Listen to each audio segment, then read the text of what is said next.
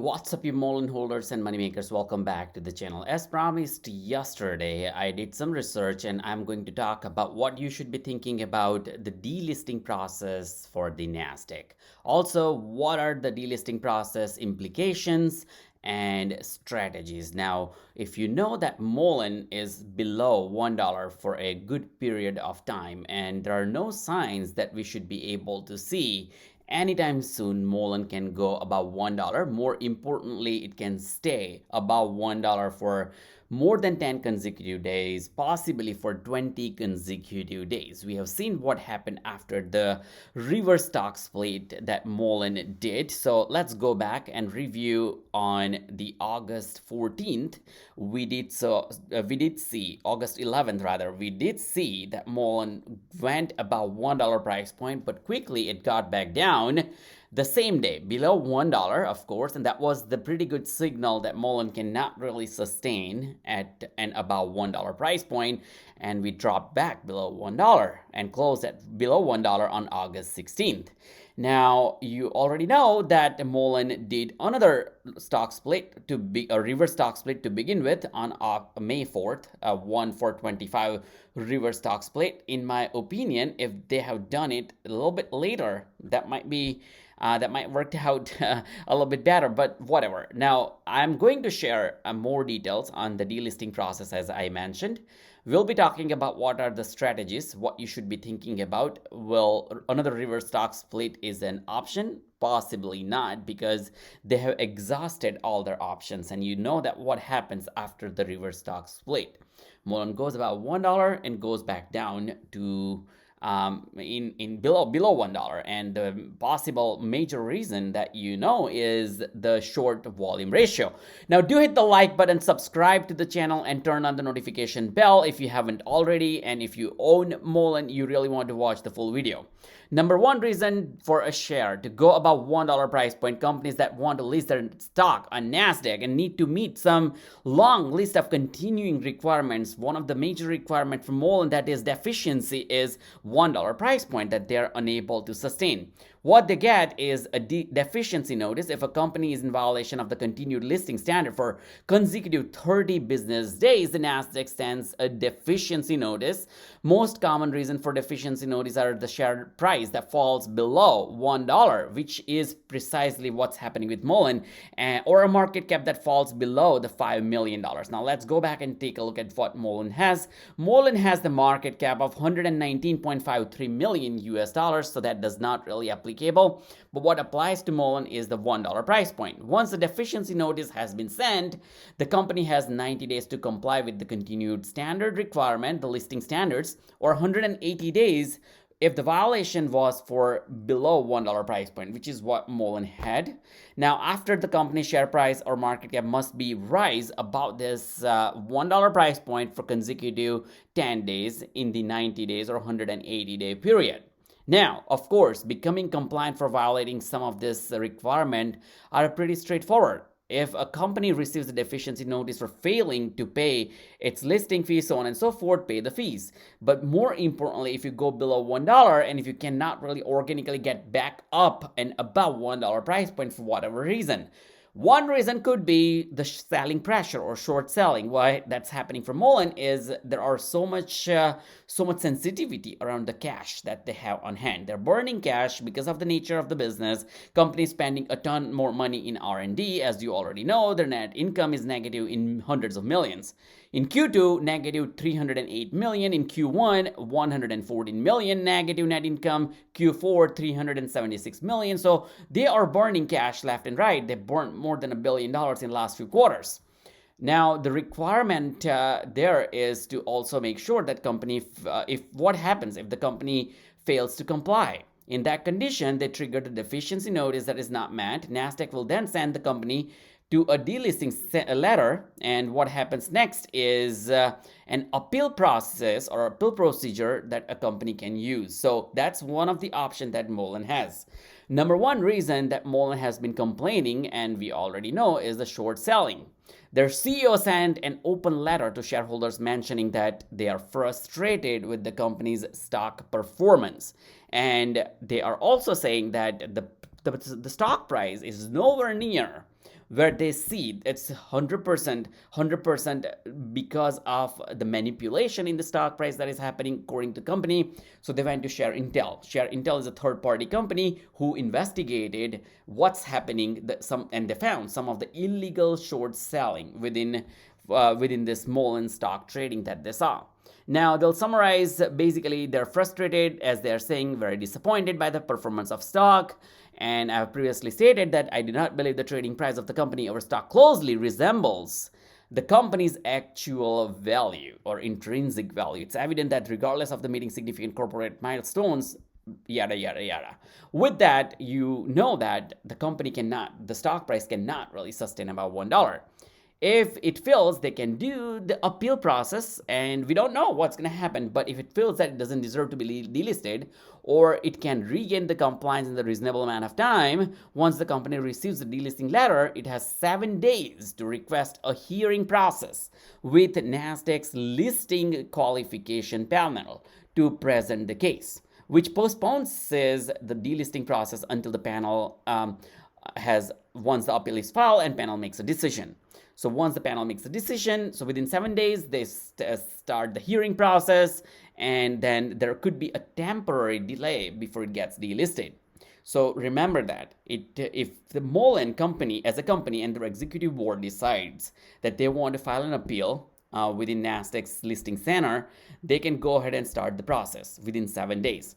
Once they do that, they'll notify that they're doing that and making sure that their hearing decision is arrived. So they'll have some time before it gets delisted. Unless the appeal is filed, the company's stock is halted and it delists after 7 days. So this is another possibility that can happen in MULN's case.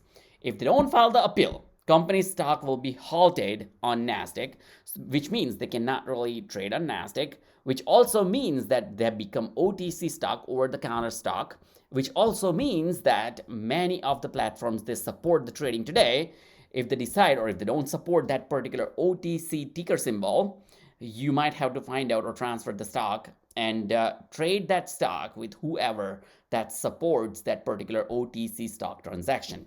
If they file for appeal, if the appeal is rejected, it has pretty much the same consequences. The company has the option to appeal to the SEC or in the federal court. I'm not sure if MULN is going to do that, but the NASDAQ will give company additional 15 days to do so and begins the final delisting process during that time. So at the most, we are seeing 1 week plus 15 days plus 1 week here or there. Do remember that I am not a financial advisor, nor am a certified professional, but I wanted to share this information, hoping you can make informed financial decision. Now, what happens after a company is delisted?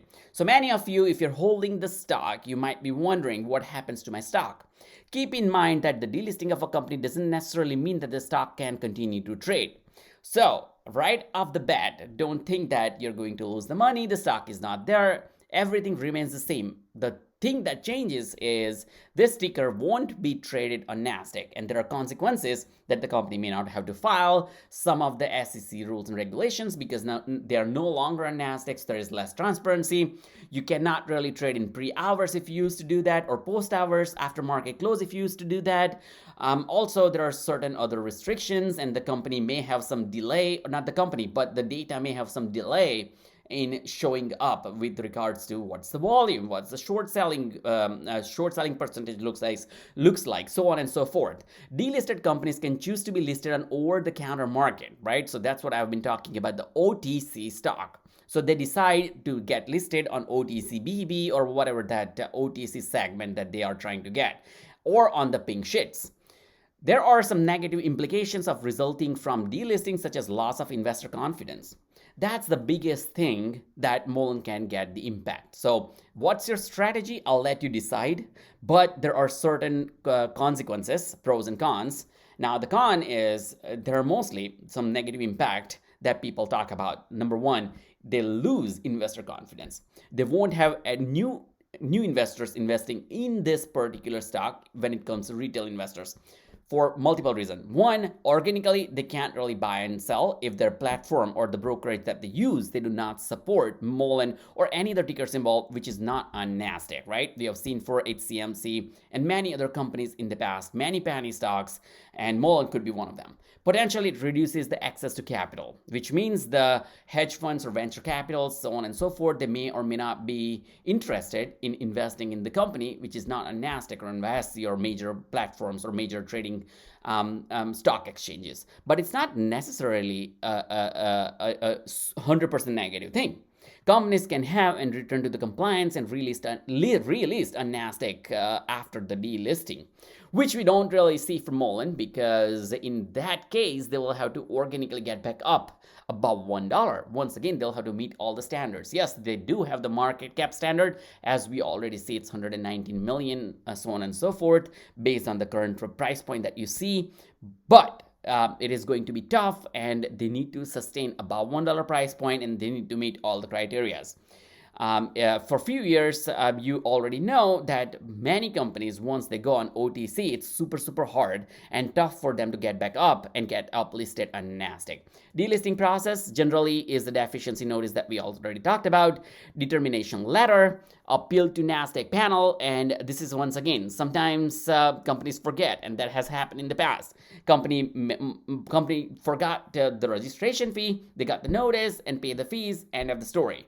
Now, when they do the appeal, there are also other fees involved. The company must pay a fee of $2,300 for hearing, $1,400 for written appeal, so on and so forth. So they're looking at about 38 or 37 rather, 2,300 and 1,420, $3,700 worth of a total expense, which is not a big deal. But I'm just saying, plan of compliance in appeal process, they represent the plan of compliance, what they'll do in order to get back up and running. They can also share some of the challenges that they're facing. Number one, that the short selling pressure, illegal practices, share intel updates, and whatever is happening into the market, the FUD, the fear, uncertainty, and doubt. I highly doubt that NASDAQ considers all those standards, because again, they are not the authority to decide what's happening without any proper research and proper investigation, so on and so forth. So until then, they may decide to halt this. But again, this is all speculation. I'm not a financial advisor. You should do your own due diligence and research and analysis. And with that, there will be a decision. The NASDAQ panel renders its decision typically within 2 to 4 weeks. Again, it's a written submission or written hearing. If the decision is to delist, delisting becomes effective on close of the trading session the day the companies inform the decision, right? They can do further appeals, probably yes. The company may appeal on NASDAQ's panel delisting after the listing and hearing review council within 15 days, and the review council may on its own motion to elect and review the decision within 45 days. So in that case, you're looking at 1.5 months more that the stock will be trading on NASDAQ, and NASD board governs may discretion review and decision review by the review council. But again, it's on NASDAQ's discretion and the committee and the panel who decides to do that. I hope you find this information helpful. You will still see a high selling pressure based on my just assumption and analysis and pointers, because short sellers are staying strong. They're not going to step back. So we'll still go ongoing. We'll be seeing ongoing selling pressure, ongoing short selling pressure for the next week. Keep an eye out. Do make sure that you turn on the notification bell, hit the subscribe button so you don't miss out on some of the time sensitive updates that I'm going to share next week entirely, because this is going to be a big event if that happens. Either way, if you own MULN stock, you want to keep an eye out, because it's in your best interest to watch out for what's happening into the market, what's happening with this MULN ticker symbol MULN, what are they going to do, whether they're going to go for an appeal process, whether they're choosing to just go at OTC, OTCBB, pink sheets, whatever the reason is. And we'll keep talking about the strategies, what people have been thinking. Write down in the comment section below if you have any questions as well. MULN has been a pretty struggling ride as of now. For year to date, we are seeing 99.1% down from $100 stock going to below $1, and they're struggling still. And while the NASDAQ was up, stock was down, NASDAQ was down, stock was down. So basically, it is going down south, and we'll see what happens next. Thanks for watching. Once again, do hit the like button, subscribe to the channel, and turn on the notification bell. I'll see you in the next video. Thanks for watching.